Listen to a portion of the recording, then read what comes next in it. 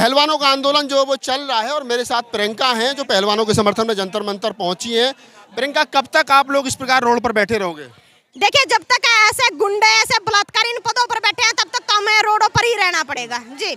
और यदि मैं आज बात करूं तो बेटी बचाओ बेटी पढ़ाओ के जो सरकार जो नारे दे रही थी, आज उसी नारे देने वाली सरकार के अंदर बेटियां जंतर मंतर पर बैठी है, बेटियां रोड पर बैठी है। और वो क्यों बैठी है? क्योंकि हमारे जो खिलाड़ी बहनें जो देश के लिए मेडल लेकर के आती है, जो हमारे देश का ताज है, आज उन हमारी बहनों के साथ यौन उत्पीड़न के मामले सामने आ रहे हैं। तो बड़े शर्म की बात है, सरकार यदि कहीं बैठी है और इस देश के अंदर कोई न्याय प्रणाली है या देश के अंदर कोई लोकतंत्र है तो उसे डूबकर मर जाना चाहिए। क्योंकि बड़े बड़े नारे देने वाले लोग आज उसी सरकार में बेटियों की FIR तक लॉन्च नहीं हो रही है।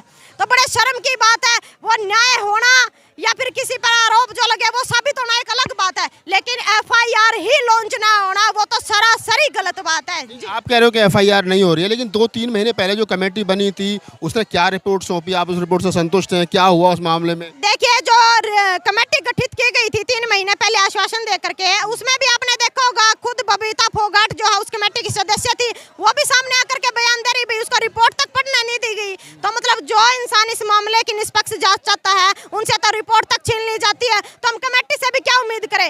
नीचे से लेकर के ऊपर तक सारी मिली भगत सरकार बैठी है, लेकिन जो मजबूरी है सरकार की को ब्रजभूषण सिंह को बचाने में लगी है। देखिए, मजबूरी तो सरासरी होगी क्योंकि 40 सांसद जो है वो बलात्कारी बैठे। हरियाणा के अंदर खेल मंत्री जो है जूनियर कोच उस पर आरोप लगा रही वो बलात्कारी बैठे।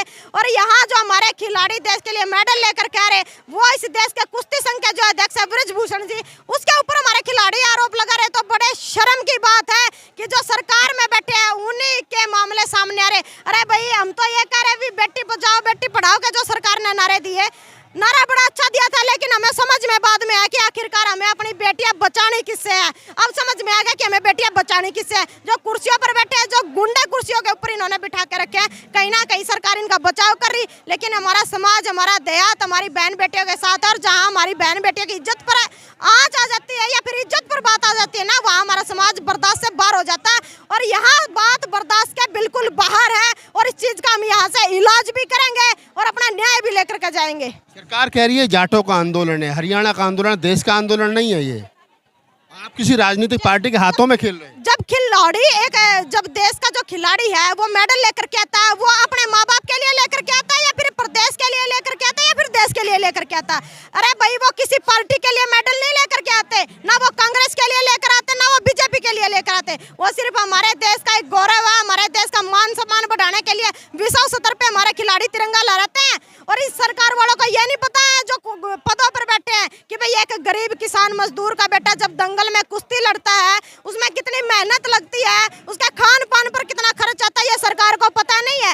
आम किसान गरीब मजदूर का जो उनके बाप है ना, अपना सब कुछ बेच कुछ कर ना भाई, जब एक खिलाड़ी तैयार हुआ है, खिलाड़ी इतनी छोटी बात ना है खिलाड़ी तैयार होना, और इनकी 1 मिनट लगती है कि हमारी जो बहनें देश का सम्मान बढ़ा रही है, कहीं ना कहीं हमारा समाज बेटियों को जो सम्मान दे रहा है, उनका मान सम्मान हौसला बढ़ा रहा है, तो ये सरकार के लोग उनका मनोबल गिराने पर उतरे हैं, कहीं ना कहीं उनका शोषण करके उनको घर बिठाना चाहते हैं। तो हम सरकार से कहना चाहते हैं कि यदि यही हालात हैं तो देश में तानाशाही फरमान जारी कर दीजिए और बेटियां पैदा ही होना बंद हो जाए। मैं तो ये कह रही भाई, यही देश के हालात है, तो यही कारण है कि लोग ये चाहते हैं कि हमारे घर बेटियां ना हो, क्योंकि बेटियां सुरक्षित नहीं है। बेटियों की सुरक्षा के लिए कोई उपाय सरकार ने नहीं किया है, उल्टा सरकार के लोग बेटियों की इज्जत पर हाथ डाल रहे, उनके कपड़े उतारे, उनकी इज्जत को नीलाम कर रहे। तो बड़े शर्म की बात है सरकारों के लिए। और जहां हमारी बहन बेटियों की इज्जत पर आँच आ जाए ना, वहाँ बेटियां तो बिल्कुल ही सहन नहीं करेंगी। जब तक निष्पक्ष जांच नहीं होती, न्याय नहीं मिलता, जब तक जंतर मंतर की सड़कों पर बैठे हैं और यहाँ से उठ करके नहीं जाएंगे, गोली भले ही मार दी जाए लेकिन उठ करके जाने वाले नहीं है।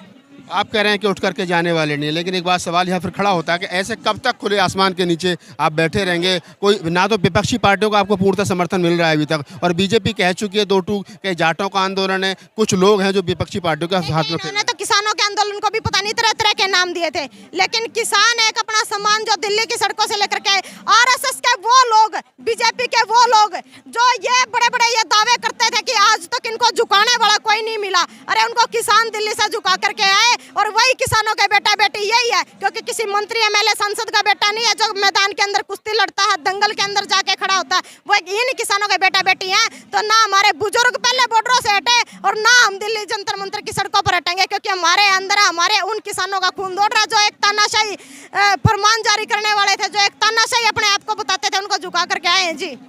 आखिरी सवाल है सर, प्रधानमंत्री जी कहते हैं कि मतलब अगर किसी खिलाड़ी को चोट भी लग जाती है तो सीधा फ़ोन करते हैं, ट्वीट करते हैं, और जब कोई गोल्ड मेडल जीत करके लाता है तो प्रधानमंत्री जी कहते हैं कि देश का 140 करोड़ लोगों का नाम रोशन कर दिया, देश का नाम रोशन कर दिया। आज प्रधानमंत्री जी के सामने क्या मजबूरी है कि वो चुप्पी साधे बैठे हैं, बोल नहीं रहे हैं, कोई ट्वीट तक नहीं कर रहे हैं? प्रधानमंत्री जी का घर यहाँ से चंद कदमों की दूरी पर है। देखिए, आज हम प्रधानमंत्री जी के एक कदम की दूरी पर बैठे हैं उनके द्वार से, और बड़े शर्म की बात है नरेंद्र मोदी जी के लिए, जो एक कॉल की दूरी पर हमेशा अपने आप को बताते हैं, चाहे वो किसानों की बात कर ले, चाहे वो खिलाड़ियों की बात कर ले।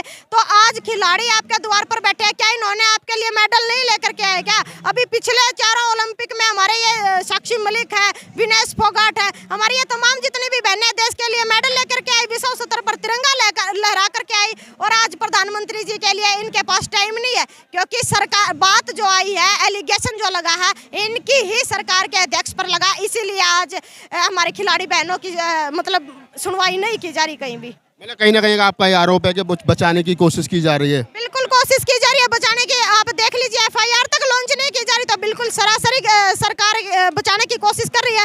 और इससे पहले के भी आपने बहुत सारे ऐसे मामले देखे होंगे, किसान आंदोलन के भी आपने ऐसे मामले देखे यूपी में, कि भाई जो अजय मिश्र टैनी है, हमारे 5 किसान उन्होंने गाड़ी के नीचे कुचल दिए, और सारे सबूत बेकायदा हमारे पास है, तो आज तक उसको पद से बर्खास्त नहीं किया। तो कहीं ना कहीं हमें सरकार से उम्मीद नहीं है, लेकिन सुप्रीम कोर्ट से जरूर उम्मीद है, जो हमारे खिलाड़ियों के समर्थन में उतर गया। सुप्रीम कोर्ट में आप गए, सुप्रीम कोर्ट ने क्या कहा है अभी तक? देखिए, सुप्रीम कोर्ट ने बिल्कुल फटकार लगाई है, प्रशासन को भी लगाई है, और दिल्ली प्रशासन को और सरकार को, कि भाई एफआईआर तक लॉन्च नहीं की है। ये तो बिल्कुल गलत बात है, क्योंकि एफआईआर लॉन्च करने का लोकतंत्र देश के अंदर सभी का अधिकार है, क्योंकि एफआईआर लिखी जाए, निष्पक्ष जांच हो, दोष साबित होता है नहीं होता वो बाद की बात है, लेकिन एफआईआर लॉन्च करके जांच जरूर निष्पक्ष हो जी। तो सुप्रीम कोर्ट पे आपको विश्वास है? बिल्कुल विश्वास है, जिस तरह से हमारे समर्थन में उतर करके आया है, तो सुप्रीम कोर्ट पर हमें विश्वास है। और सरकार एक बात और कहती है, जहां हम संघर्षरत होते हैं, प्रोटेस्ट करते हैं, वहां सुप्रीम कोर्ट का सहारा लेकर के सरकार हमें वहां से खदेड़ने का काम करती है। तो यदि सरकार सुप्रीम कोर्ट से बड़ी नहीं है, सुप्रीम कोर्ट का आदेश आया तो सरकार को भी मानना चाहिए,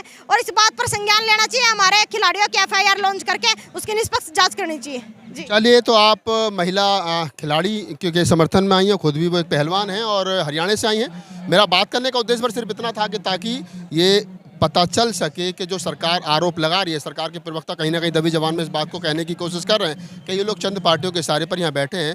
क्या ये सच्चाई है, या फिर ये सच है कि सरकार ब्रजभूषण सिंह को, जो 6 बार सांसद रहे, 5 बार बीजेपी से और 1 बार समाजवादी पार्टी से, उनको बचाने की कोशिश कर रही है? अगर आपको हमारा वीडियो अच्छा लगे तो उसको लाइक कीजिए, शेयर कीजिए, कमेंट्स कीजिए, और मैं फिर मिलूंगा किसी दूसरे वीडियो में। मैं राहुल नागपाल, जंतर मंतर से कैमरामैन CL बोध के साथ। धन्यवाद।